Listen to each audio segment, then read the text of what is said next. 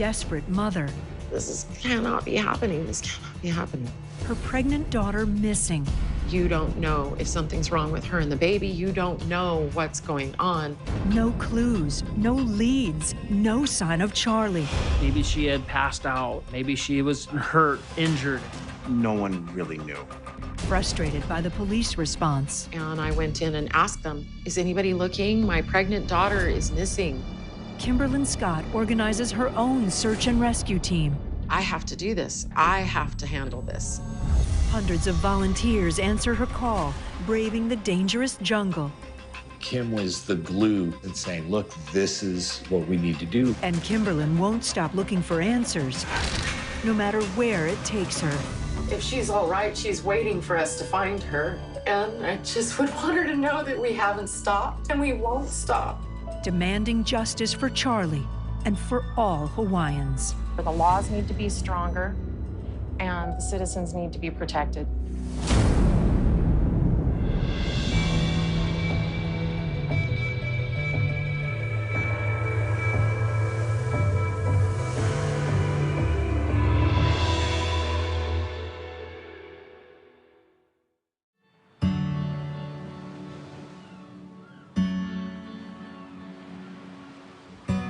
For most of us, Maui brings up images of beachside weddings and honeymoons. But for lifelong resident and mother Kimberlyn Scott, this incredible place was also home to a grisly nightmare. A mother's worst fear. Kimberlyn Scott's daughter, Charlie, was missing. Where was she? What had happened to her? The last time Kimberlyn had seen Charlie was on February 9th, 2014, the night they had an impromptu family gathering. We both just said, I love you. And that was it. Very anticlimactic. But by the next morning, Kimberlyn's gut instinct that something was wrong kicked in. Charlie didn't show up for their weekly get-together. She's supposed to come over, bring her laundry, like always. She doesn't show. 27-year-old Charlie was 5 months pregnant and single, and as the day wore on without any word from her, Kimberlyn began to worry. I started to think about all the things that could have gone wrong because I'm realizing you don't know if something's wrong with her and the baby. You don't know what's going on.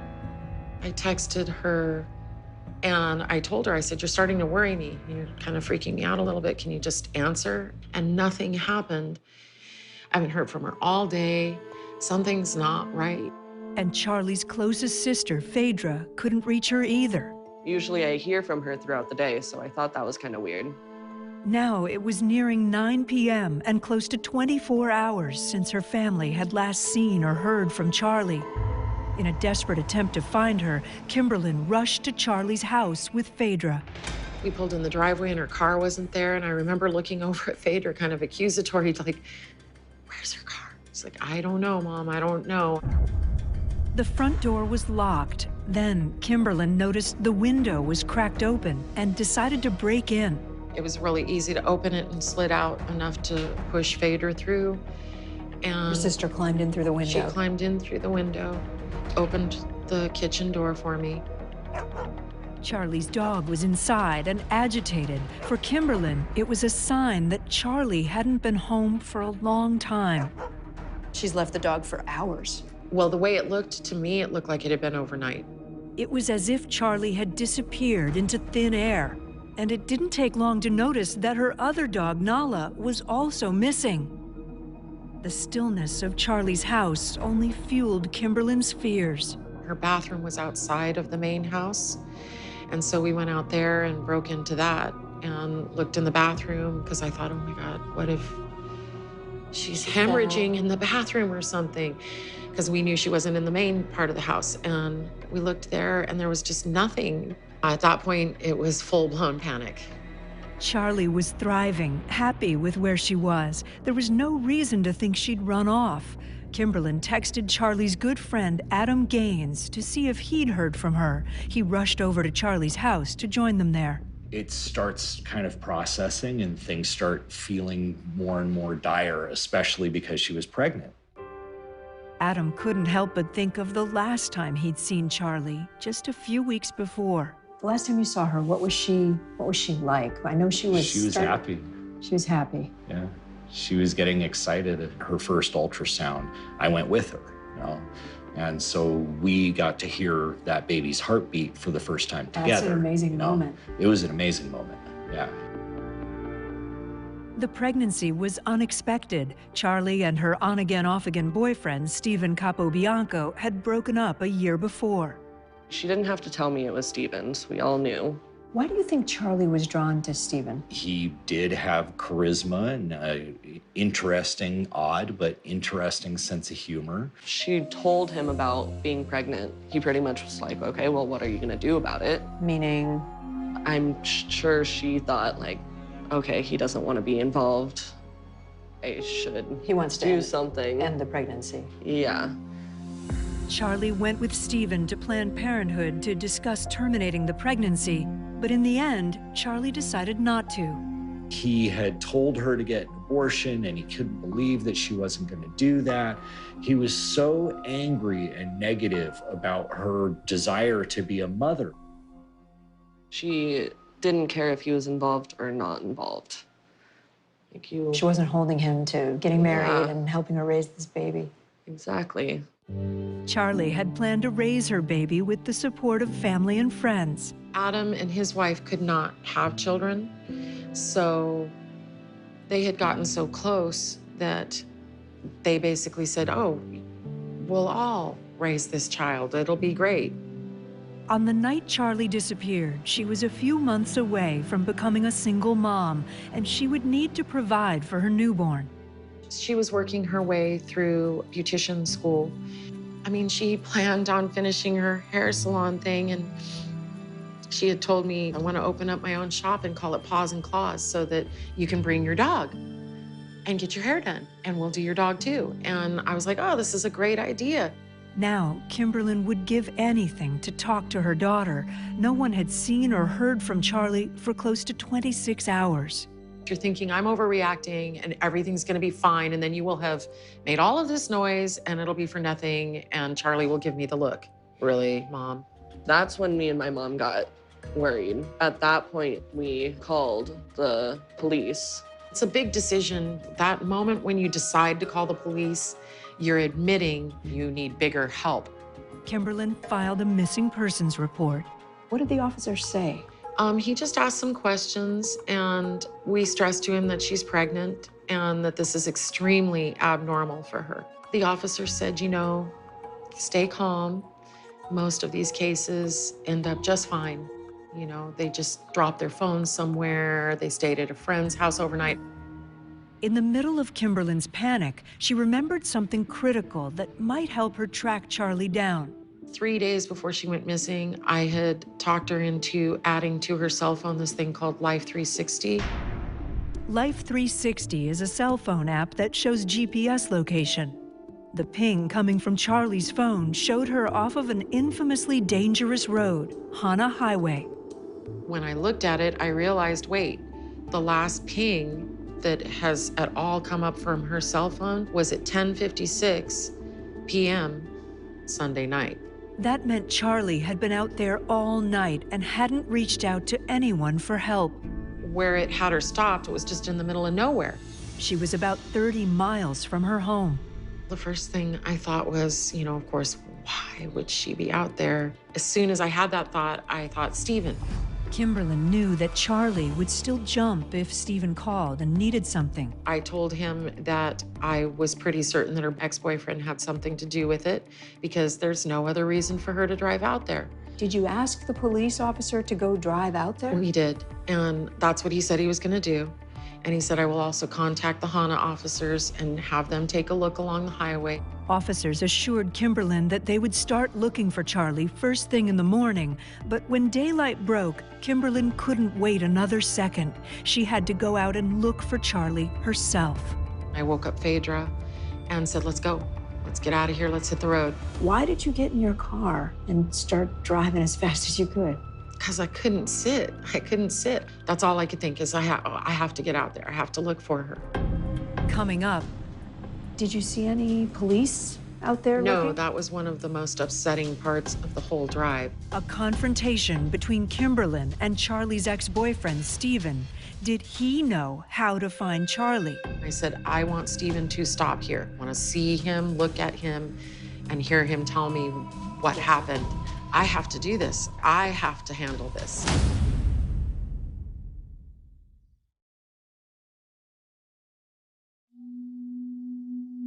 Charlie Scott was 27 years old and ecstatic when she learned she was pregnant with her first child. That joy was shared by her close friends, sisters, and devoted mother. But then Charlie disappeared, lost somewhere in the lush Maui landscape, and all her mom, Kimberlin Scott, had to go on was a GPS location from her daughter's phone. Where the cell phone ping was coming from specifically, there is literally nothing there and no reason to pull over there. Kimberlin and Charlie's sister, Phaedra, were out there searching along the dangerous route. And we stopped at every turn that we could, just yelling, telling her to honk if she was down there. Cars can roll, and because it's bamboo, which is very flexible wood, the car will roll right over the bamboo, and then the bamboo just springs back up and it hides the vehicle. Hana Highway runs along the coast of Maui and is full of hairpin turns, one-way bridges, and steep drop-offs. We would pick up rocks and throw them into the ravine, hoping that we would hear it hit against a car. We would call for Nala and hope that she would appear out of the jungle. Did you see any police out there? No, looking? that was one of the most upsetting parts of the whole drive. Not one police car did we pass on that road that whole 5.5 hours. Does that start to make you think, okay, we're gonna have to do this ourselves? Absolutely. After searching all day, Kimberlin pulled into the Hana police station on the other side of the island. And I went in and asked them point blank, is anybody looking? My pregnant daughter is missing. I was told that they had driven and they had seen nothing. Increasingly, Kimberlin felt like she was on her own. Primary detective on this case, he did what he was supposed to do. I can't say that he did any more, but he started putting out flyers. He probably could have stayed more in contact with the family. You know, a woman 5 months pregnant, I think would have garnered a little more urgency. Maui police detective Nelson Hamilton joined the investigation a few days into the search for Charlie. The circumstances in the case were highly suspicious. If there was any kind of critique, I would say it was probably a slow start on it. They were doing the best they could. Lieutenant Danny Dodds was also assigned to Charlie's case several days into the investigation. Once Hamilton and Dodds got involved, it just felt like a level of professionalism had come on the scene, and there was a cooperation that was going on that had prior to that not existed. While Kimberlin was driving Hana Highway, Maui police followed up on her tip to talk to Charlie's ex-boyfriend. They did contact Stephen Capobianco, and I believe in an effort to find out, you know, where did she go that night? Do you know, did you see her? Was she driving? Was she alone? Stephen had seen her. 7 hours after Kimberlin filed the missing persons report, police talked with him, and he told them that his car had broken down in a remote part of Maui, over 3 miles past where Charlie's phone had pinged. He said he had reached out to Charlie to ask if she would help him fix the car. He said that she had been with him. They got the car running. They came back, and she was following him, and that was the last time that he had seen her. Stephen told police he lost sight of Charlie's headlights in his rearview mirror. He just said he kind of punched it and took off. He figured she was all right at that point. There was no way to verify that Charlie had been on that road because the ping on her phone never left that one location off the highway. Stephen told officers that he was 100% certain it was her car because the front of it was unique. It was a custom-made grill for her truck that had a skull on it. And at night, the eyes of the skull lit up. I couldn't understand why he wouldn't make sure that she was safe, and to never go back and to check on her, or even to call her, to make sure she got home all right. When you first met Stephen, what did you think of him? I just honestly felt like he never showed signs of being in love. Didn't show affection No, toward Charlie? no, he wouldn't even take pictures with her. When Kimberlin heard that Stephen had spoken to police, she demanded that he come over. Kimberlin wanted to question him herself. And I said, I want Stephen to stop here. I want him to write down this timeline. Like, I want to see him, look at him, and hear him tell me what happened. Faced with a mom who would not back down, Stephen showed up, and Kimberlin insisted that he write down every detail he remembered from that night. What are you asking? Where did you guys go to? When did you see her last? That was the biggest one in my mind. When did you last look at her? He goes, I remember looking up and seeing her car in my rearview mirror. And I'm like, Stephen, are you sure it was her car? And he goes, Kim, you're the one who got her the skeleton that lights up on the front of her car. And I remember looking at him going, don't talk to me like that. Like, it was just out of context with everybody so scared he's being a smartass. By now, Charlie had been missing for 48 hours. I just kept thinking, she needs help, and it's gonna be dark again, and everybody's gonna stop looking. While Kimberlin was interrogating Stephen, Charlie's friends got on social media and created a Find Charlie Scott Facebook page. We made a post saying, hey, you know, we're searching for her, and people were calling. A little more than 2 days later, in the middle of the night, Kimberlin got her first big break. Someone had found Charlie's dog, Nala. She was in Nahiku, over 13 miles from where Charlie's phone had last pinged. But there was still no sign of Charlie. There's no way that Charlie would leave without Nala, ever. And I was just getting more and more afraid. When Nala was found, it was odd because it would have meant that the dog traveled quite a distance. The padding on the dog's paws were not damaged. It appeared that it was dropped off. Whoever put Nala out there knew Nala. When you go, okay, so what does all this info mean, and where does it mean we go next? The search area was vast, covering 22 miles long and 2 miles wide. Resources would be one of the issues at the initial beginning of this investigation. It's just there wasn't enough people to conduct a large-scale search. Kimberlin wasn't satisfied with what she thought was a slow-moving search for her daughter. How did she start organizing search parties? Her main drive was collecting people together and pointing them all in one direction. It was a pretty weird time for me because I realized everybody was looking at me going, what do we do next? And I was like, wow, I have to do this. Like, I have to handle this. When Kimberlin put out the call, hundreds of volunteers responded from all over Maui to search for Charlie. Everybody rallied around this. Hundreds. It's amazing how many people on this island came out to try and help find her. The fact that she was pregnant added a sense of urgency, not only for us, but for the entire community. And it was a volunteer who discovered something that would change everything. It just literally felt like things went black around me.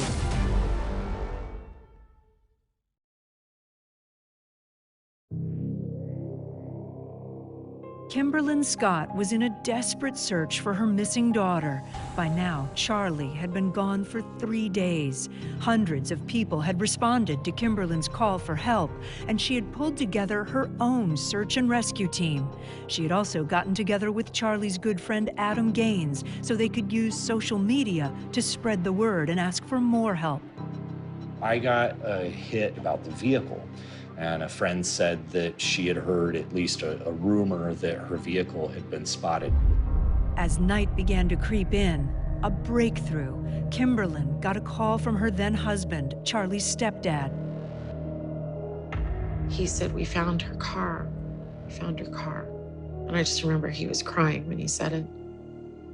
And I remember asking him, are you sure it's her car? And he goes, it's her license, it's hers. It's hers. He said it's burnt, it's ruined, it's destroyed. Her vehicle was very far from the cell phone ping. And it was only about 10 miles from Charlie's home. The car was on its side, gutted and charred. I just remember my throat closed and I couldn't really ask him much. It just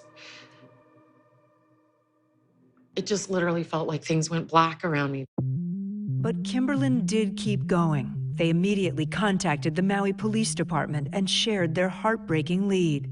Her car is burnt in an area notorious for where stolen cars are dumped. They're stripped and burned. To find the vehicle in the condition that it was in, I think all of our hearts kind of sank in that moment. But there was one piece of reassuring news. I don't think it showed any evidence that she was in the vehicle when it burned. That kind of like ramps up the urgency to, we need to get out and find her. She may have stopped along the side of the road, got out for some reason, and fell down one of the ravines along the side of the road. There's a part of you that's just going, you gotta find a way to be positive about this. Keep going, keep going. You have to encourage more people to come. You have to keep this search going. We're gonna find her, we're gonna find her. Kim was the glue, Kimberlin was the glue the that was emotional holding center. us all, in place and saying, look, this is what we need to do. Everyone stayed out as late as they possibly could, looking for her, possibly injured along the side of the road. No one really knew. As investigators examined the car for evidence, Kimberlin and Phaedra continued to focus on the other side of the island. The ping from Charlie's cell phone was nearly 20 miles from where her car had just been found. Volunteers had looked where Charlie's phone had pinged and found nothing. Phaedra had a nagging feeling, though, that no one had gone deep enough into the jungle. She believed that the ping was the key to finding her sister. It's just that gut feeling. I had to go see it for myself. I heard people had searched there, but it just felt like I had to go out. With your own eyes and Yeah. look. No one was actually searching the right area. Like, I saw where the ping was exactly, and I wanted to go to that exact spot because it was off the road, and it's a pretty accurate app. Phaedra and her friends went out and started searching that area. This was just before sunset.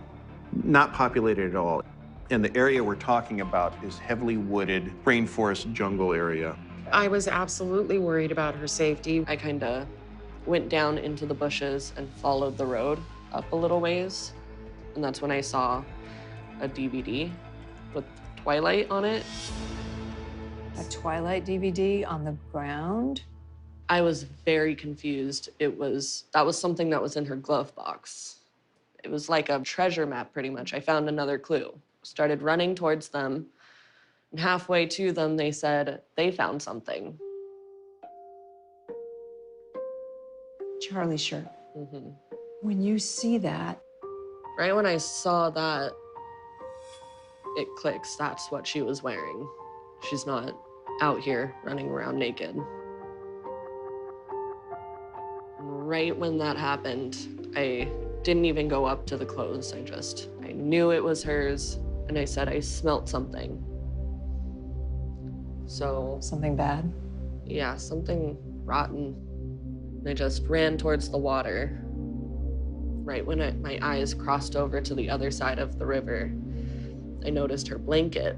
Charlie's blanket. And on the corner, just a little bit of blood, but it was in the water. So a lot had been washed away.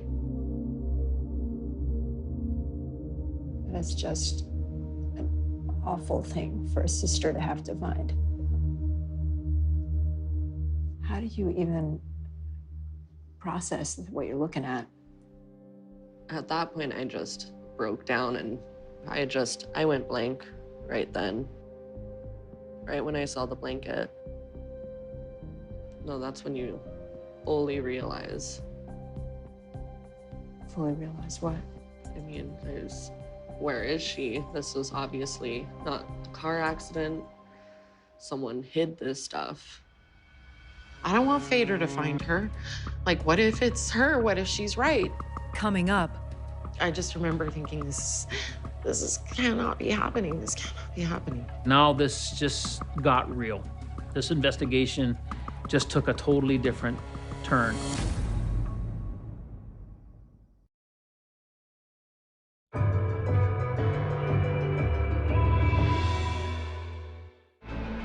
Kimberlyn Scott was frantically looking for her pregnant daughter, Charlie, organizing searches, running down tips. At the same time, her daughter, Phaedra, had just discovered Charlie's blanket, and even more disturbing, Charlie's maternity shirt. It was getting really dark. I got a hold of my mom finally and told her that we had found her clothes. And she said, leave it, but we were already driving. And then they all showed up. They had taken the things and set it on the ground, and it was her skirt. And I remember there were just holes all over the belly.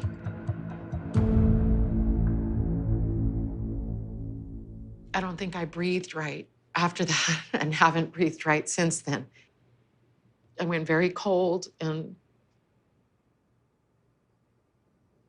I just couldn't even really think at that point. You choked when you said the skirt. Yeah. You saw holes in the skirt. It was partly that they were all over her belly because honestly, as soon as I saw that, I thought, this was the baby. This was the baby. And I knew. I think that was really the moment that I knew Stephen had something to do with this. Kimberlyn called the Maui Police Department to collect Charlie's clothing as evidence. Looking at the skirt, that was chilling when we looked at that up close. Yeah, I won't forget that. And later that night, Kimberlyn confronted Charlie's ex-boyfriend, Stephen Capobianco. I just remember yelling, what did you do? What did you do? Where is she? I just remember thinking, this cannot be happening. This cannot be happening. The next day, Hawaii News Now aired an interview with Stephen Capobianco. He told reporter Maleka Lincoln, quote, "It's undeniable. I'm probably the prime suspect, so they're not going to tell me any details." He was sinking himself every time he opened his mouth. Trying to keep hope alive, Kimberlyn held a press conference with her family. A reporter asked a poignant question. If you could send a message out there for Charlie to hear, what would that be? I think the hardest thing for me as her mother to live with is the idea that somewhere, if she's all right, she's waiting for us to find her. And I just would want her to know that we haven't stopped and we won't stop. While that press conference was going on, the Maui Police Department started searching where Phaedra had found Charlie's maternity clothes. And now we have a focal point to start looking for Charlie because these are items that she was last seen wearing. We're looking for a body, a recovery. It looks like a jungle, and it's very slippery, and there was not a clear path. We had done a kind of a side-by-side search from the bridge all the way to the ocean, and we kept lining up. Nobody really saw anything unusual. After a full day of searching the area, there was still no sign of Charlie, but a minor mishap would lead investigators to a discovery. I had actually slipped, and I had my sunglasses on the top of my hat. And as we were leaving, I realized that my sunglasses were not on my hat anymore. Two of my guys said, "Hey, well, let's go find it." An officer did find the glasses, and moments later, he spotted something. He yells over to me and says, "Hey, LT, there's a black bra over here, and there's holes in it." And at that point, I was kind of in disbelief. We're really gonna have to have a detailed search because obviously, with what we're finding, we're gonna have to get on our hands and knees, basically. They went back in, searching with new precision. The officer finds what looks like a jawbone or a piece of a jawbone. And at that point, it really dawned on me that, okay, we're gonna have to look for pieces. Now this just got real. This investigation just took a totally different turn. This was now a homicide investigation. Investigators went back the next morning to search for Charlie's remains. Detective Hamilton examined the scene. I noticed something shining under a leaf on the ground, and it's just partially sticking out. It was a body piercing. It was like barbell style. Charlie had a couple of body piercings. I get down on my hands and knees and start looking More. So we blocked that whole area off. Looking closer, Detective Hamilton uncovered several fingernails, another piece of bone, and clumps of red hair that matched the description of Charlie. It was a surreal moment that this is the first time I've ever been involved in an investigation like this, like a murder of this magnitude. They called me and they said, hey, can we get DNA from you? And what's the name of her dentist? And I kind of put two and two together and went, okay, somebody's found at least teeth. And then more information gradually came out. I knew it wasn't a whole body, and I knew it wasn't all of her, but I knew it was enough to prove that she was dead. What do you think happened to your daughter?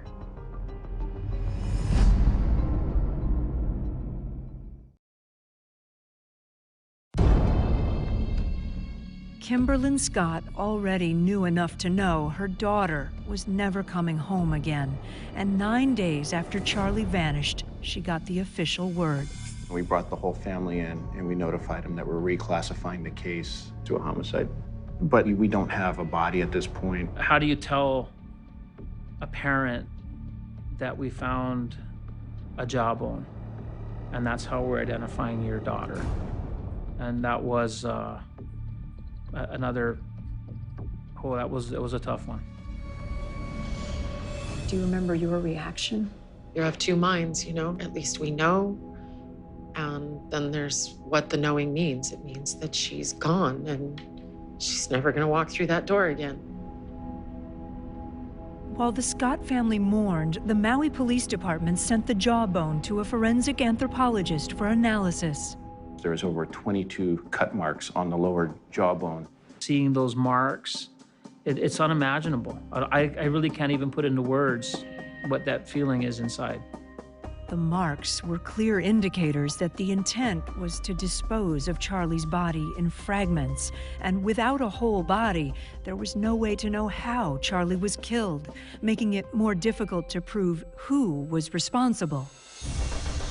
For police, Stephen Capobianco, Charlie's ex-boyfriend, was the prime suspect. He was the last person to see Charlie that night. And Stephen could have a motive. In an interview with police, he had made it clear that he didn't want Charlie to have his baby. She didn't want to tell me because I've made it kind of clear that, like, I'm not a big fan of children. I don't interact with children. I don't hate them. I don't kick children away from me. You don't despise kids, but you're just not ready to have yours. Yeah, I don't want to hang out with anything that can't have a conversation with me right now. I spent a lot of time trying to see if I could exclude Stephen as a suspect. I couldn't, because there was nothing to exonerate him. Before making a move, Maui police needed time to analyze the evidence they had. 5 months went by while Kimberlyn tried to cope with her daughter's murder and the fact that the man she believed was responsible was still out there. As detectives built their case, they focused on the maternity skirt and came up with a theory. There were more than 20 incisions in Charlie's skirt. To detectives, it looked like she was violently stabbed. It was overwhelming the first time that we saw that, and we looked at that, and we knew that baby was targeted by someone who did not want that baby and did not want her around. It was vicious.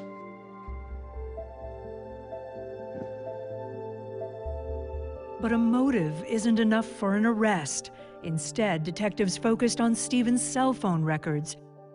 They revealed that hours before Charlie was reported missing, Stephen was in the area where Charlie's remains were later recovered. He made 15 phone calls to Charlie's phone between about 5:47 in the afternoon to 6:30 that afternoon. So it appeared that he was trying to locate her phone by calling it. We never recovered the phone. We don't know if he actually found it or not. Stephen's cell phone records also showed that he returned to that area at least 3 times. Stephen went back multiple times after she disappeared, prior to the discovery of her clothing and what remains we did find. I myself believe that he killed her in the car. He wanted to burn the car to get rid of any kind of DNA evidence. The fire burned very hot, so there was nothing left. And for investigators, it was Stephen's own words that did him in. Telling people that he doesn't like children and the fact that just before a disappearance he has a change of heart, no one believed it. It was just too unbelievable for someone like him to do a 180 like that. Although it was circumstantial evidence, police now believed they had enough to arrest Stephen Capobianco. It was the day Kimberlin had been fighting for. I was at home just waiting for Dodds to call us. Just waiting. It was very anxious, waiting for it to actually occur. Stephen was arrested about 5 months after Charlie disappeared, charged with second-degree murder and arson in the second degree for the burning of Charlie's car. He pleaded not guilty to both. What do you think happened to your daughter? I think that she picked Stephen up and that he lied to her and told her that his car was out there and that he did that because he knew that her phone wouldn't work and there would be nowhere to run and that there would be no one to hear her if she screamed. After Stephen was arrested, Kimberlin sat down with the prosecutor and demanded to know if Stephen would be charged for killing Charlie's unborn baby boy, whom the family had named Joshua. He said he acknowledged that his state doesn't have anything and that that's wrong. Hawaii doesn't have a law that makes it nothing. a crime to kill a fetus. They don't have a law that protects the unborn. So when you heard that, what did that trigger in you? I was furious because the only dreams that I have of Charlie, the only time she ever talks to me in them, she asks me for her son. At least 38 states have fetal homicide laws, but Hawaii isn't one of them. Kimberlin channeled her anger into action. That year, alongside a state representative, she proposed a feticide bill in Hawaii. The bill, if passed into law, would create a mandate that a separate criminal charge could be applied for the loss of a fetus. If you want to kill a pregnant woman, this is the place to come. You will not pay a penalty for the death of the child. That's how it literally looks from where we sit. And you're fighting now to change that. Oh, absolutely. Absolutely. While Kimberlin was fighting for the feticide bill, she was also preparing herself to face Stephen in court. Every time they took him out of the courtroom, all of us would ask him, "Where is she?" Every time. We made a point of making sure he did not leave that courtroom without hearing that question. The smug little look that he had on his face throughout her trial told me everything I need to know about him. What did it tell you? That's an inherently evil human being.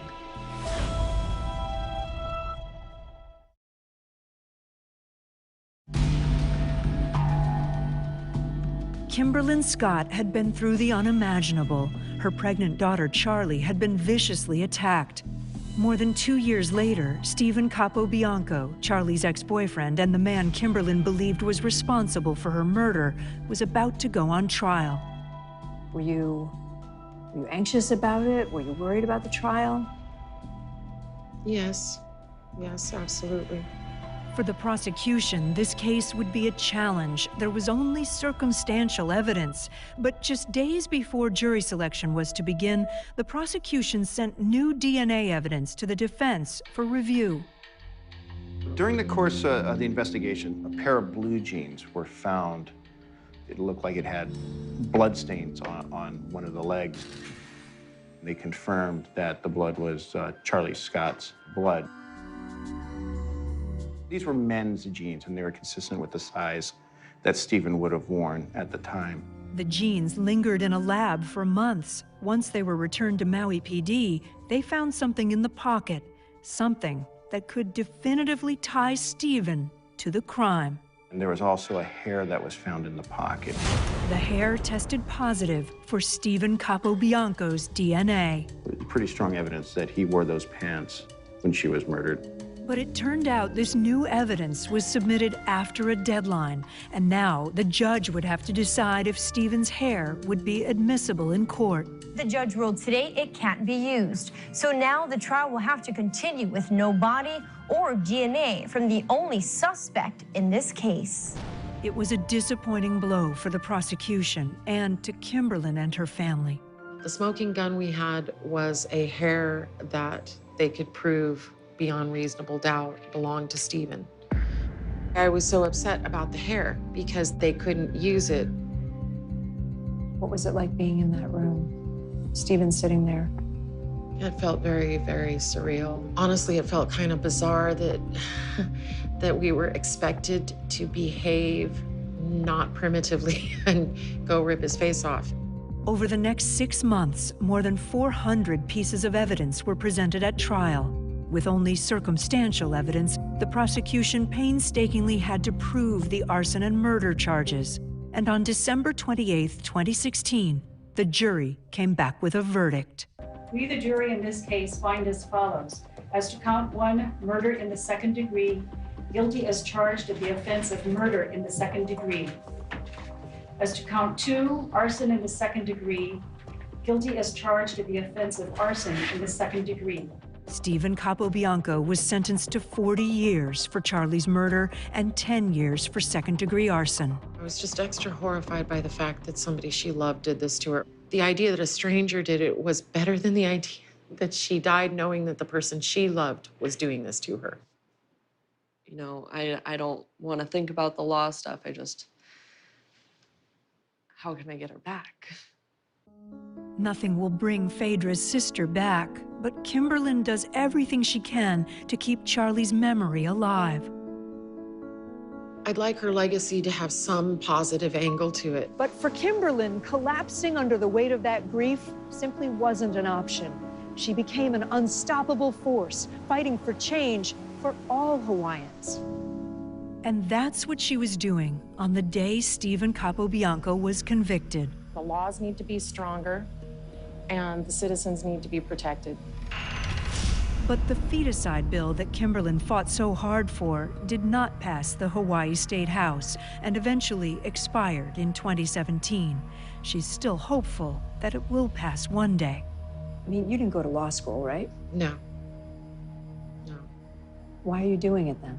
It'll happen again. And I don't want another mother in this county, in this community, in this state who did so much for Charlie to suffer the same things that we have. I mean, still to this day, she's helping other people. The families of everyone that's been missing. She's the one that they go to, and she's so organized about it. Kimberlyn and Adam used the lessons they had learned in Charlie's case and created Maui's first community search and rescue team. Because of, you know, sort of the issues that we saw happening with her case, we realized that this was something that this community needed very badly.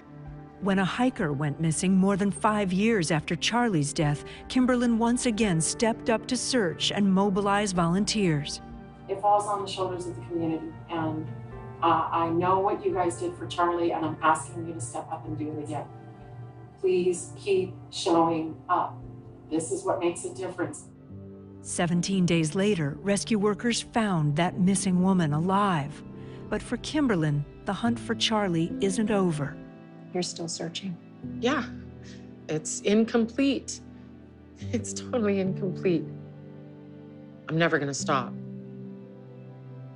I'm never gonna stop searching for her. So I feel like that's the only way I can meet her in the afterlife, if there is one, is to be able to tell her that I didn't stop. I tried everything I could.